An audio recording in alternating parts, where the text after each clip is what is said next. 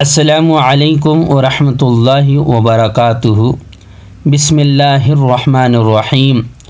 صرف 5 منٹ کا مدرسہ قرآن و حدیث کی روشنی میں 23 جمادی الاولیٰ اسلامی تاریخ غزوہ دومۃ الجندل 25 ربیع الاول سن 5 ہجری میں رسول اللہ صلی اللہ علیہ وسلم کو اطلاع ملی کہ شام کے سرحد سے قریب دومۃ الجندل کے مشرک قبائل نے قافلوں پر ڈاکے ڈال رکھے ہیں اور گزرنے والوں سے سامان لوٹ لیتے ہیں۔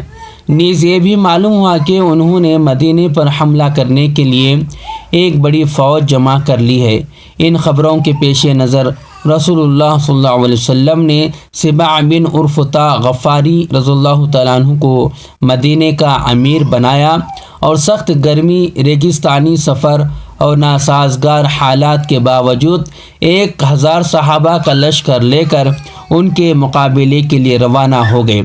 مسلمان شدید گرمی کی وجہ سے رات میں سفر اور دن میں آرام کرتے تھے۔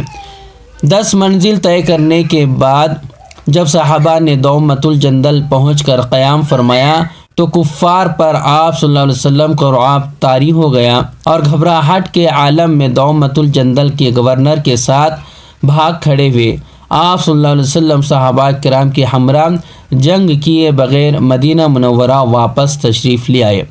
اللہ کی قدرت، چونٹی کی دور اندیشی۔ اللہ تعالیٰ کی چھوٹی سی مخلوق چونٹی کو دیکھو، قدرت نے اس کو اپنی غذا جمع کرنے کی کیسی حکمت سکھائی ہے۔ اپنی غذا جمع کرنے میں چونٹیاں آپس میں ایک دوسرے کا کس طرح تعاون مدد کرتی ہیں اور سب آپس میں مل کر سخت گرمی اور سخت سردی کا اسٹاک جمع کر لیتی ہیں تاکہ اطمینان و سکون سے اپنے سوراخوں میں بیٹھ کر کھایا کریں اور باہر نہ نکلنا پڑے۔ ایک ایسی دور اندیشی ہے، یہ سمجھ چونٹی کو کس نے دی؟ ایک فرض کے بارے میں بیمار کی نماز۔ رسول اللہ صلی اللہ علیہ وسلم نے فرمایا، نماز کھڑے ہو کر ادا کرو، اگر طاقت نہ ہو تو بیٹھ کر ادا کرو، اگر اس پر بھی قدرت نہ ہو تو پہلو کے بل لیٹ کر ادا کرو۔ فائدہ، اگر کوئی بیمار ہو اور کھڑے ہو کر نماز پڑھنے پہ قادر نہ ہو تو رکوع و سجدے کے ساتھ بیٹھ کر پڑھے، اگر رکوع و سجدے پر بھی قادر نہ ہو تو بیٹھ کر اشارے سے پڑھے، اور اگر بیٹھ کر پڑھنے کی طاقت نہ رکھتا ہو تو لیٹ کر پڑھے۔ ایک سنت کے بارے میں ہر نماز کے لیے وضو کرنا۔ حضرت انس رضی اللہ تعالیٰ عنہ فرماتے ہیں کہ آپ صلی اللہ علیہ وسلم کی عادت شریفہ تھی کہ باوضو ہونے کے باوجود ہر نماز کے لیے تازہ وضو فرماتے اور ہم لوگ کئی نمازیں ایک ہی وضو سے پڑھتے تھے۔ ایک اہم عمل کی فضیلت، گناہوں کو معاف کرانے کی تسبیح۔ رسول اللہ صلی اللہ علیہ وسلم نے فرمایا، زمین پر جو شخص بھی لا الہ الا اللہ واللہ اکبر ولا حول ولا قوت الا باللہ پڑھتا ہے تو اس کے تمام گناہ معاف ہو جاتے ہیں، خواہ سمندر کے جھاگ کے برابر ہوں۔ ایک گناہ کے بارے میں دوزخ کے مستحق رسول اللہ صلی اللہ علیہ وسلم نے فرمایا، کیا میں تمہیں جہنمی لوگوں کے بارے میں نہ بتاؤں؟ ہر سخت مزاج، بد اخلاق اور تکبر کرنے والا جہنمی ہے۔ دنیا کے بارے میں، دنیا میں چین و سکون نہیں ہے۔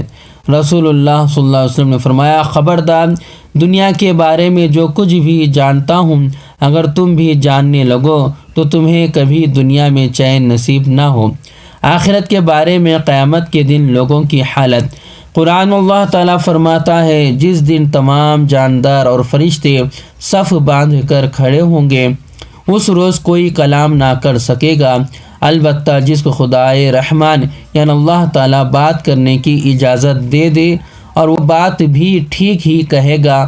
اس دن کا آنا یقینی ہے، جو شخص چاہے اپنے رب کے پاس ٹھکانہ بنا لے۔